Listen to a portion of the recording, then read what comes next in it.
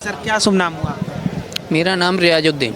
कहाँ से है सर? दिल्ली से ही? मैं दिल्ली से हूँ। ये बताइए सर कि 2024 की बात करें, इलेक्शन है लोकसभा का अगले साल, तो प्रधानमंत्री कौन होना चाहिए अगला?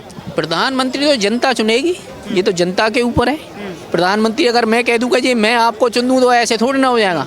विपक्ष भी कोई चूड़ियाँ पहन के थोड़ी ना बैठा हुआ है भाई। देखिए जनता तो आप भी हैं, आप ही जनता में आते हैं। वो जो मेजोरिटी जिसको जनता देगी, चाहे किसी को भी दे, चाहे कोई भी कोई अनुमान नहीं है। जीरो। ये 10 साल हो जाएंगे कंप्लीट मोदी सरकार के, तो क्या कुछ चीज़ें बदली, क्या कुछ चीज़ों को बदलते देखा? सिर्फ महंगाई बढ़ी है और बेरोजगारी बढ़ी है, ये सबसे ज़्यादा बढ़ी है। और जो अमीर है वो अमीर हुआ, जो गरीब है वो गरीब हुआ, क्योंकि रेलवे सारी बेच दी, एयरपोर्ट सारे बेच दिए, अडानी और अंबानी के सबने खरीदी है। क्या करते थे? 2014 से पहले अंबानी अडानी क्या करते थे? वो तब भी बिजनेसमैन थे और आज भी बिजनेसमैन है। अपने बिजनेसमैनों का मान बढ़ाइए।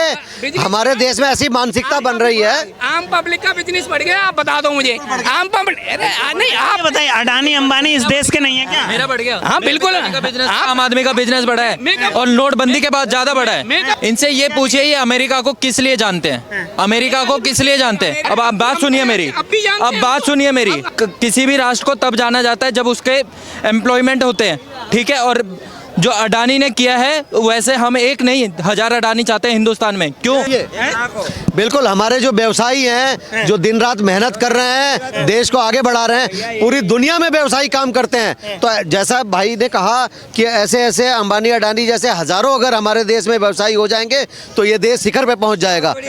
अगर अगर अगर आपके पास कोई भी उनके खिलाफ कोई सबूत है तो लेके आइए ना। सुप्रीम कोर्ट में गए थे, सुप्रीम कोर्ट में कोई सबूत इनका सब कुछ बेच दिया मोदी ने, अडानी अंबानी को सब कुछ दे दिया। उन्होंने आपके घर में 4 कमरे हैं, 2 किराए पे चढ़ा दिए।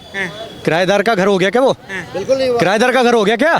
अरे वो किराए पे दिए। और मैं ये कहता हूँ अंबानी अगर अंबानी बन गया, पहले कहते थे गरीब आदमी कोई उठ नहीं पाता है। आज अगर कोई गरीब आदमी अंबानी बन जाता है, आज कोई गरीब आदमी रामदेव बाबा बन जाता है, क्या दिक्कत है? आप अरे अब सही है ना, कोई गरीब आदमी उठ गया, फिर बाहर जाके बताते हैं मेरे देश का सबसे बड़ा जो अमीर है वो मेरे देश से है। उस बात को फिर गर्व से भी बताते हैं और यहाँ उसको गाली देते हैं। गाली क्यों दे रहे हो भाई? क्या नहीं किया अडानी ने? आज उसी अंबानी अडानी की बदौलत सबसे सस्ता इंटरनेट पूरी दुनिया में हमारे देश में है। और वो किसकी बदौलत है? अंबानी की बदौलत। क्यों मिर्ची लग रही है तुमको? अगर वो अमीर बन जा रहे हैं, आप मेहनत, एक मिनट, आप मेहनत करो ना, कौन रोक रहा है? बिजनेस करो चाचा, कुछ भी करो, मेहनत करो, कौन रोक रहा है? अंबानी अडानी का एक व्यवसाय सरकारी तंत्र में रजिस्टर्ड है, पूरा टैक्स भरते हैं, लाखों लोगों को उन्होंने जॉब दे रखी है। आप उसके खिलाफ कैसे बोल सकते हैं? जो सुल्तान जिनका आप गुणगान करते हो उनके कौन से व्यवसाय हैं? सारा लूट मार के सिवा। नहीं सर, अच्छा ये बताइए, ठीक 10 साल हो गए सरकार को, मोदी सरकार को 10 साल हो गए, क्या कुछ चीजें बदली इन 10 सालों में वो बताइए। मैं कह रहा हूँ क्या नहीं बदला, एक एक राज्य बदला है। आप आज सड़कों की हालत देख लो। आज पहली बार 130 किलोमीटर प्रति घंटे की रफ्तार से पहली सड़क बनी है मेरे देश के अंदर। और आज 370 हटी, क्या नहीं बदला? राम मंदिर बनना, क्या नहीं बदला? क्या मैं आपके ही समाज के लिए बोल रहा हूँ, 3 तलाक का मुद्दा किसने हटाया? क्या नहीं बदला? क्या नहीं बदला है? पूरा देश बदल रहा है, पूरा देश का बच्चा बोल रहा है, पूरा विश्व बोल रहा है कि भारत बदल गया है, इंडिया का नाम बदल रहा है। और क्या चाहिए तुम्हें? सब कुछ तो बदल रहा है। अब सुनो, ये रोज महंगाई की बात करते हैं। आज से 10 साल पहले 300 रुपए 350 रुपए मजदूरी थी या नहीं थी? आज 700 रुपए से 1000 रुपए तक मजदूरी है। अगर आप कह रहे हो महंगाई बढ़ी है तो आपकी जो कमाई है वो भी तो बढ़ी है। आप उस पर क्यों नहीं विचार करते हो? हर चीज बढ़ी है, मैं कह रहा हूँ बढ़ी है, तो हमारी जो वो है कमाई वो भी बढ़ी है, तो उससे उसका कोई लेना देना। चाचा, कोई भी सरकार आएगी महंगाई बढ़ेगी। आपने देखा होगा आपके जमाने में सोना कितने रुपए किलो था और आज कितने रुपए है, ठीक है? आपकी जो जमीन की कीमत थी वो कितने रुपए थी और आज उसी जमीन की कीमत क्या है? तो आपको हर एंगल से सोचना पड़ेगा। लेकिन क्योंकि आप मोदी के खिलाफ खड़े हो तो आपको हर एंगल पे बोलना है।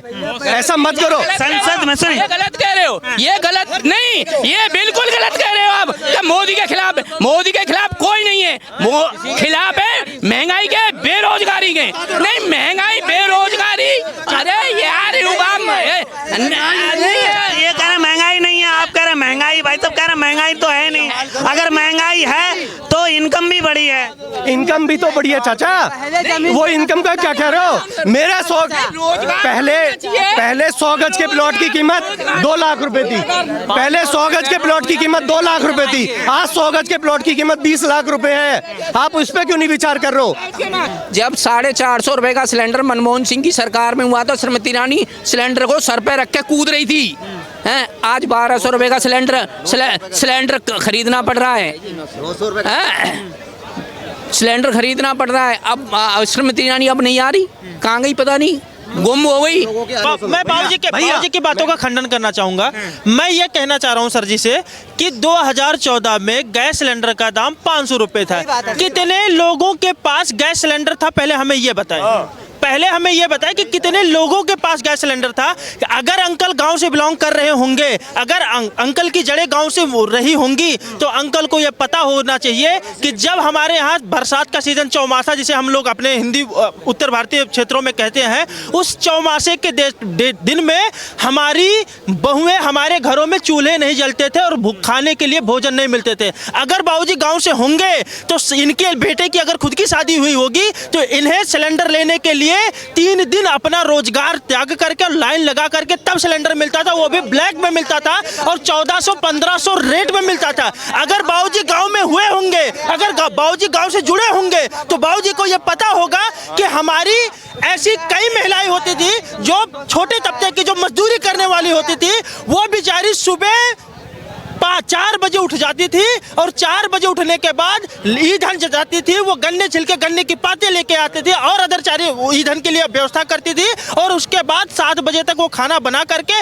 फिर वो 8 बजे तक वो जाके दूसरे के यहाँ मजदूरी करती थी। वो बेचारी कितना स्ट्रगल करती थी। यही चीज है, मैं यही चीज कह रहा हूँ। अगर आप कह रहे हो कि मैं कह रहा हूँ कांग्रेस की सपोर्ट करो, लेकिन आप कांग्रेस के लोगों को और कांग्रेस के नेताओं को ये बताओ कि मान्यवर आपको छोटे लोगों की मानसिकताओं को, उनकी मजबूरियों को समझना पड़ेगा, उनके लिए लड़ना पड़ेगा। आप अगर ये ढिढोरा पोटोगे कि अडानी को पैसा दे दिया, अंबानी को पैसा दे दिया, अडानी और अंबानी और टाटा नहीं होते तो ये इतना एम्प्लॉयमेंट और इतना विकास नहीं हो पाता। आप समझिए, वही राजीव गांधी थे, राजीव गांधी जी कहते थे कि हम 10 रुपए भेजते हैं, 1 रुपया जाता है। आज वही जियो आने के बाद सारा चीज डिजिटल हो गया और डिजिटल होने के बाद आज मोदी जी 10 रुपए भेज रहे हैं तो वही अकाउंट में 10 रुपए जाके पहुंच रहा है। अगर बाबूजी गांव से जुड़े होंगे, बाबूजी को यह पता होगा। देखिए 10-12 जो बड़ी चीज़ें हैं मैं वो आपको बताता हूँ। मैं ये नहीं कहूँगा कि भाई सारा काम कर दिया मोदी जी ने, सब कुछ ठीक हो गया। तकलीफ, समस्याएं, परेशानियां हैं, इतना बड़ा कोविड काल से हम गुजरे हैं तो उसमें सरकार को भी बहुत ज़्यादा चोट लगी है, उनके फाइनेंसेस को। लेकिन जिस प्रकार की योजनाएं, जो सुरक्षा की योजना, जो महिलाओं को उन्होंने सशक्तिकरण का काम किया, जो देश को सुरक्षित हाथों में लेके गए हैं, जैसे इकोनॉमी अब $4 ट्रिलियन हमारी पहुंच गई है और जिस प्रकार से दुनिया में आज भारत एक मजबूती के साथ बढ़ रहा है, तो छोटी छोटी अगर मैं माइक्रो बातों में जाऊं तो आज देखिए कोने कोने में एयरपोर्ट बन रहे हैं, रेलवे लाइन बन रही है, एक्सप्रेसवे बन रहे हैं। तो एम्स जो है, बहुत समय तक, लंबे समय तक देश में केवल 1 एम्स होता था, आज 17 एम्स ऑपरेशनल हैं और 12 एम्स और बन रहे हैं। इसी प्रकार से मेडिकल कॉलेजेस और दूसरी योजनाएं तो चल रही हैं और अगर भगवान ने चाहा तो अगले साल आप बहुत जल्द दिल्ली से श्रीनगर बाई रेल से भी यात्रा कर सकेंगे। तो ये एक बहुत बड़ा बदलाव है जिसका प्रभाव सभी के जीवन में पड़ेगा और कोविड काल से हम अभी निकले हैं तो इकोनॉमी तेज़ी से आगे बढ़ रही है और मुझे पूरी उम्मीद है कि मोदी जी इस देश को और ऊंचाइयों पे लेके जाएंगे। मोदी जी पे लोगों का भरोसा है और वो भरोसा लगातार चुनावों में दिखाई दे रहा है और मोदी जी ही करेंगे। मुझे लगता है कि एक और टर्म आएगा तो हम विकसित भारत की तरफ बढ़ रहे हैं और ये सपना हम सबका ज़रूर पूरा होगा। अगर आप दिहाड़ी मजदूर की भी बात करें दिल्ली में ही तो 2014 में 200 से 250 रुपए थी, आज वो 600 से 700 रुपए है मजदूर की।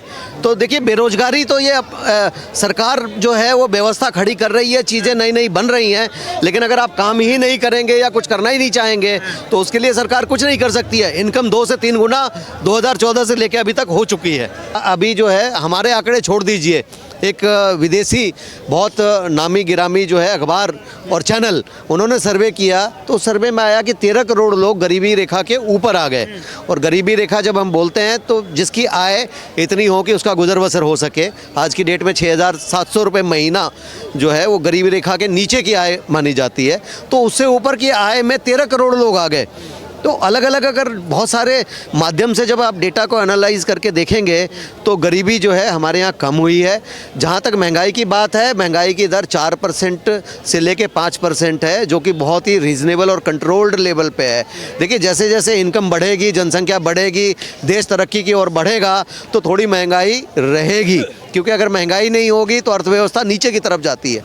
महंगाई होती है तभी लोग जो है ज़्यादा मेहनत करते हैं, काम करते हैं और ऊपर उठते हैं। तो एक इकोनॉमिक्स का सिद्धांत है ये। आज हमारी इकोनॉमी दुनिया में 5वें स्थान पे पहुंच गई है।